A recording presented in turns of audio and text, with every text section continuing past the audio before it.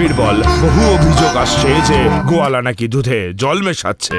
জাহাপানা, এই অভিযোগ আমার কানেও এসেছে।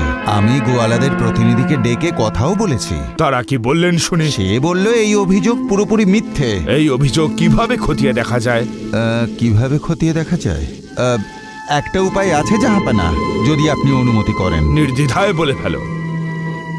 জাহাপানা, শহরের বাইরে একটা পুকুর কাটানো হোক, আর গয়লাদের বলা হোক যে বাদশাহ ওই পুকুরে স্নান করবেন। তাই সমস্ত গয়লা যেন এক এক ঘটি দুধ ওই পুকুরে ঢালে। হ্যাঁ, বাহ বীরবল, অনেক দূর অবধি ভেবেছ তুমি। আরে হুজুর, আপনি আজ্ঞা তো দিন, তারপর মজা দেখুন। এই বাদশার আবার হঠাৎ করে দুধে চান করার শখ কবে থেকে হলো? হ্যাঁ, এই পুকুরটা এত বড় যে গোটা শহরের গরু মোষের দুধ দিয়ে ওই পুকুরটাকে ভরানো যাবে না। আমি বরং দুধের বদলে এক ঘটি জল ঢেলে দিই। আর এখন তো এখানে দেখছি কোনো প্রহরীও নেই।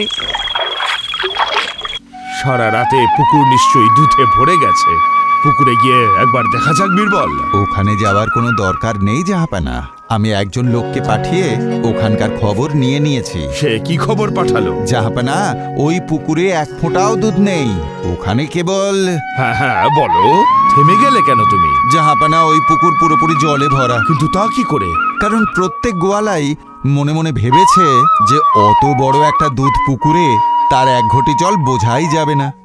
আর এইটা ভেবে প্রত্যেক গয়লাই ঘটি ভর্তি জল ওই পুকুরে ঢেলেছে।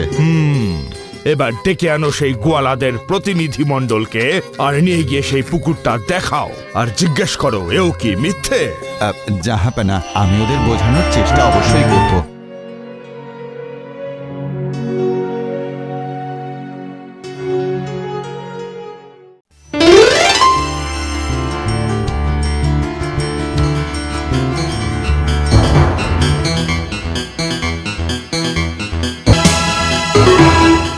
বীরবল, বলুন জাহাপানা।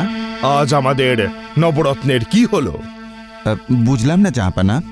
এমনিতে তো সবাই বিদ্বান এবং কর্মে নিপুণ, কিন্তু কি মহাবলী? সবারই কোনো না কোনো নেশা আছে। কারোর নাচ গানের শখ, তো কারোর পান করার। মানবদের এরকম দুর্বলতা তো থাকেই জাহাপানা। আমি জানি যে কথা তুমি কেন আমাকে বলছো। কেন জাহাপানা? কারণ তুমিও তামাকে আসক্ত। কি করব জাহাপানা, আমি নিজেই এই অভ্যাস ছাড়তে চাইছি, কিন্তু ছাড়তেই পারছি না। আমরা তো হাঁটতে হাঁটতে বাগানের বাইরে চলে এলাম। হ্যাঁ, যা বলেছেন জাহাপানা, ঠিকই বলেছেন আপনি। বীরবল, কিছু দেখলে তো? কোথায়? গাছের কোথায়? নিচে ওখানে একটা গাধা বাঁধা, আর তার সামনে একটা ছোট গাছ। হ্যাঁ। কিন্তু গাধা সেই পাতা খাচ্ছে না। কেন জানো তুমি? আপনি বলুন জাহাপানা। কারণ ওগুলো তামাকের পাতা বীরবল, আর ওগুলো এত খারাপ জিনিস যে গাধাও তা খায় না। না না হুজুর, গাধাই তামাক খায় না। কি হ্যাঁ। বললে?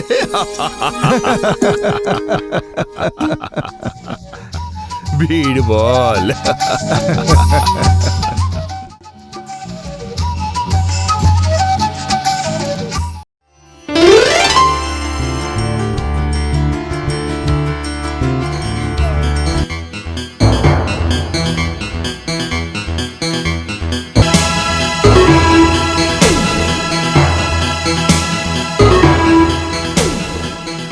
এটা কার গাধা? এই দরবারে আনা হয়েছে কেন? এই গাধাটাকে ট্যাক্স চোরেদের থেকে নেওয়া হয়েছে হুজুর। জাহাপানা, এই গাধা যথেষ্ট বুদ্ধিমান মনে হচ্ছে। একে যদি লেখাপড়া শেখানো যায় তাহলে সহজেই শিখে যাবে। তাহলে কেমন হয় যদি এই গাধার দড়িটা তোমার হাতে দেওয়া হয়? আমায়? একে নিয়ে গিয়ে 1 মাস পড়িয়ে লিখে আমার কাছে নিয়ে এসো। যথা আজ্ঞা জাহাপানা।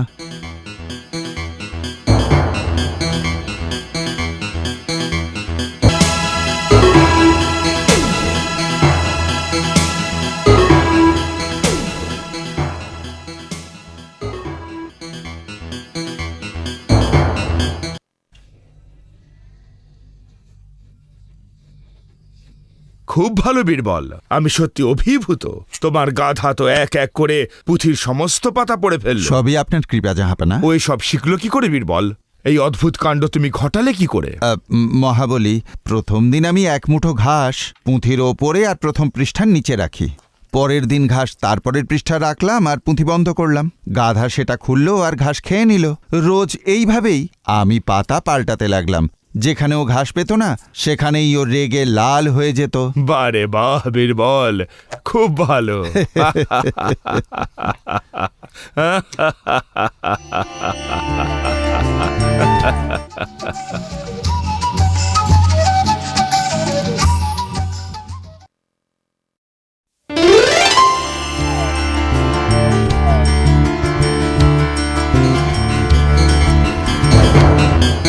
বীরবল, আগে জাহাপানা।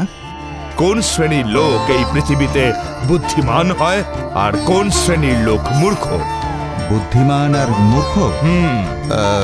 মহাবলী, সবচেয়ে বুদ্ধিমান হচ্ছে ব্যবসায়ী আর মূর্খ হচ্ছে মোল্লা। মোল্লা কিংবা মৌলবীরা তো শিক্ষিত হয়। জাহাপানা, যদি কিছু ধন খরচ করেন তাহলে আমি তা প্রমাণও করতে পারি। আমি তাতে রাজি। কিন্তু একটা শর্ত আছে জাহাপানা। শর্ত? কি শর্ত? আপনি আমার বিষয়ে হস্তক্ষেপ করবেন না, চুপচাপ শান্ত হয়ে শুনবেন। বেশ, তোমার এই শর্ত আমি মানতে রাজি আছি। ঠিক আছে হুজুর। কোন মৌলবীকে দরবারে ডেকে আনা হোক।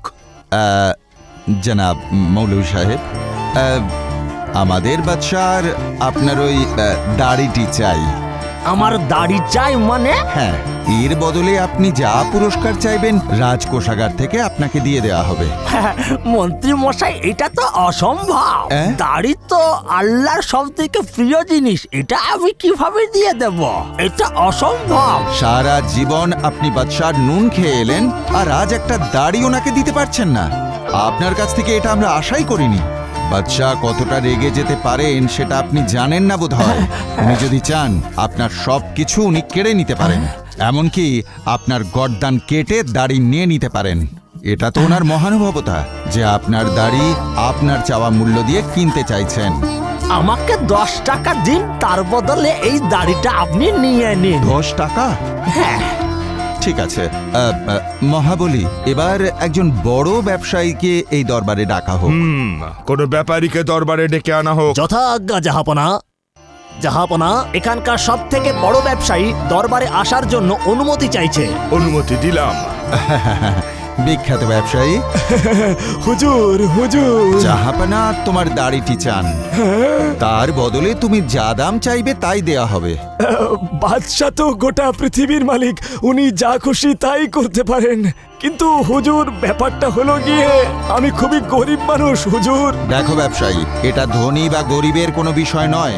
জাহাপানা শুধু তোমার দাড়িটি চান। হুজুর যা খুশি তাই করতে পারেন, কিন্তু কিন্তু আবার কি? পরিষ্কার কেন বলছো না? যখন আমার মা মারা গেছিল হুজুর, তখন এই দাড়ির পেছনে আমি 5000 টাকা খরচ করেছিলাম। আর যখন বাবা মারা যায় তখনও এই একই রকমই টাকা খরচ করেছিলাম। আর কিছু ব্রাহ্মণদের খাইয়েছিলাম, সেখানেও 10,000 টাকা খরচ হয়েছিল হুজুর। অর্থাৎ তুমি বলতে চাইছো 20,000 টাকা দাড়ির জন্য খরচ করেছো। তুমি এই 20,000 টাকা নাও আর তোমার দাড়ি দিয়ে দাও। এই 20,000 টাকা তো বাদশাহ সালামতের হুকুমের থেকে বড় নয়। পরামানিককে ডাকা হোক। পরমাণিক প্রস্তুত হও। দেখি, দাঁড়ান, আপনি একটু ঠিক করে দাঁড়ান তো দেখি। তুমি এটা করছোটা কি? কেন কেন কি হলো? আরে আবার? এটা যেমন তেমন দাড়ি নয়, এটা এখন বাদশাহ সালামতের দাড়ি। একটু এদিক ওদিক হলেই তোমার গর্দান যাবে। বীরবল, এ কি উল্টাপাল্টা কথা বলছে? একে ধাক্কা মেরে দরবার থেকে বের করে দেওয়া হোক। বাদশাহ সালামতের মত বদলানোর আগে তুই এখান থেকে চলে যা, নইলে তোর গর্দান যাবে। হ্যাঁ, জাহাপানা, চলে যাচ্ছি। দেখলেন ওই ব্যবসায়ীর চালাকি? 20,000 টাকাও নিল আর দাড়ি না দিয়েই কিভাবে এখান থেকে চলে গেল। আর মৌলভী সাহেব 10 টাকায় নিজের দাড়ি মুড়িয়ে দিল। এবার বুঝলেন কে চালাক আর কে মূর্খ?